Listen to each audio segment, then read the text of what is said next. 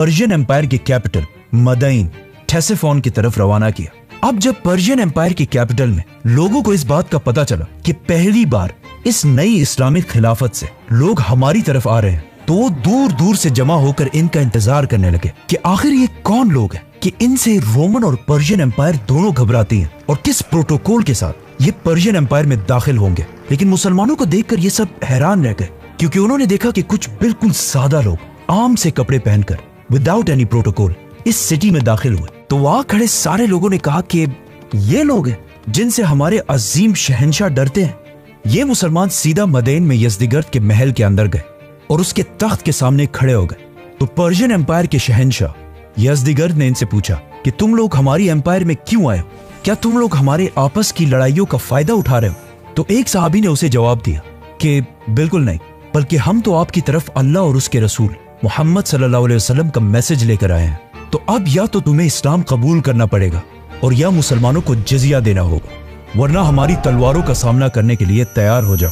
Persian बादशाह के महल के अंदर घुसकर उसे सबके सामने ऐसी धमकी देने से शहंशाह को बहुत गुस्सा आया और उसने खड़े होकर कहा कि जाओ और अपनी पूरी फौज को जंग के लिए तैयार कर लो,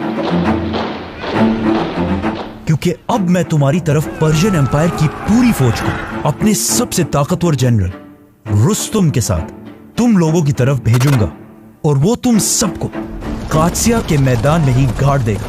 और इन मुसलमानों को और भी शर्मिंदा करने के लिए शहंशाह ने मिट्टी का एक टोकरा मंगवाया और इनसे पूछा कि तुम में से सबसे ऊंची नस्ल हाई फैमिली में से कौन है। तो यज़दिगर्द ने इस मिट्टी के टोकरे को उनके सर पर रखने का हुक्म दिया, जिसके बाद मुसलमान वहां से चले गए।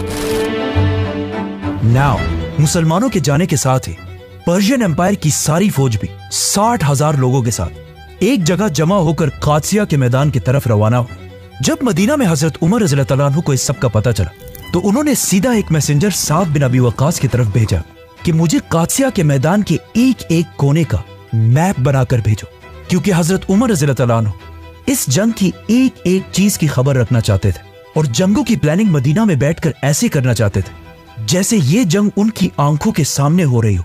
तो हजरत साद रज़ियल्लाहु अन्हु ने मुसलमान इंजीनियर्स के साथ कादसिया के मैदान का एग्जैक्ट नक्शा बनाया और उसे मदीना की तरफ अमीरुल मोमिनीन के पास भेजा। अब जब ये सब कुछ यहाँ पर हो रहा था, तो वहां पर्शियन कैपिटल में यज़दिगर्द लोगों को जमा करके उन्हें यह बता रहा था कि किस तरह उसने मिट्टी के टोकरे से मुसलमान मैसेंजर्स की बेइज्जती की। और ये सुनकर सब वहां हंसने लगे, लेकिन वहां बैठा एक नजूमी परेशान हो गया और उसने यज़दिगर्द के पास आकर उसे बताया कि ये तो आपने बहुत ही गलत काम किया।